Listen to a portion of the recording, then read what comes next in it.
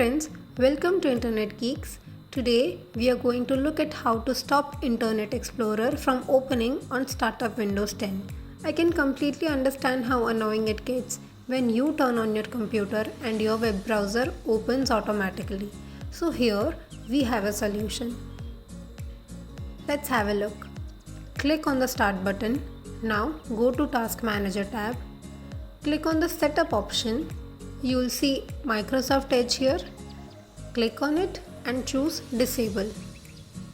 Close the window and refresh. You can now restart your computer and your problem is solved. Hope this quick tip has helped you. Always share your thoughts too. Thank you for watching Internet Geeks. Stay tuned.